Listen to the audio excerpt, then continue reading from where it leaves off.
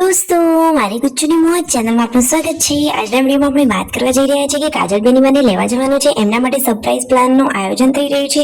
શું surprise gift આપવાની છે ને મિતાશ આવી દોઢી નજરે કેમ જોઈ રહ્યો છે, એને કોઈ બોલ્યું કોઈ વઢ્યું?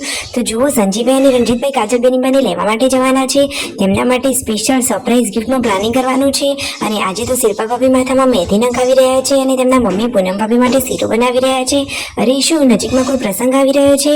શું સરસ મજાનો પ્રસંગ છે? બધી જ માહિતી મળશે તમને આપણા આ વિડીયોમાં। મારી ચેનલ ઉપર નવા હોય તો ચેનલને ફટાફટ લાઈક શેર એન્ડ સબસ્ક્રાઇબ કરી દો।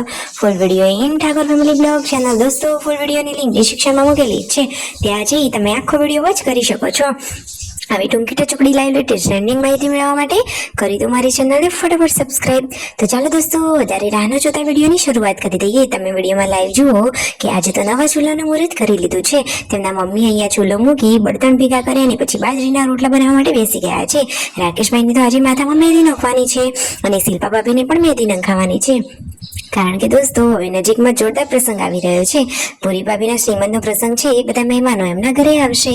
તો જુઓ, આજે તો રાકેશભાઈએ પણ માથામાં મહેંદી નાખી દીધી છે અને શિલ્પા ભાભીએ પણ નાખી દીધી છે। આજે તો એ કાન કારેલાનું શાક બનાવી રહ્યા છે। વાવ, જોવામાં તો કેટલા સરસ લાગી રહ્યા છે। શું દોસ્તો તમને કારેલાનું શાક ભાવે છે? અરે અમને તો કડવું કડવું લાગે છે। અને આજે તો વહેલા વહેલા રોટલી પણ બની રહી છે અને રણજીતભાઈ અને સંજયભાઈ જઈ રહ્યા છે ગાંધીનગર કાજલબેની બાને લેવા માટે।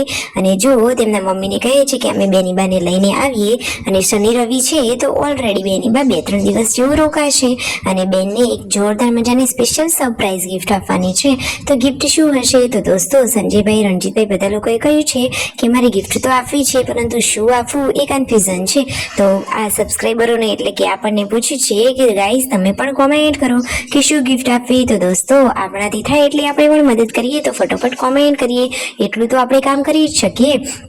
સાચી વાત ને દોસ્તો ને આજે તો તેમના મમ્મીએ ફ્રીજમાં શું કરી દીધું તમે જુઓ તો ખરા, કે જે અંદરના કાચના સ્ટેન્ડ મૂકવાના આવે એમને મૂકતા નતા આવડતા, એટલે તો એમને તો ખાલી એમને જ ગોઠવી દીધા।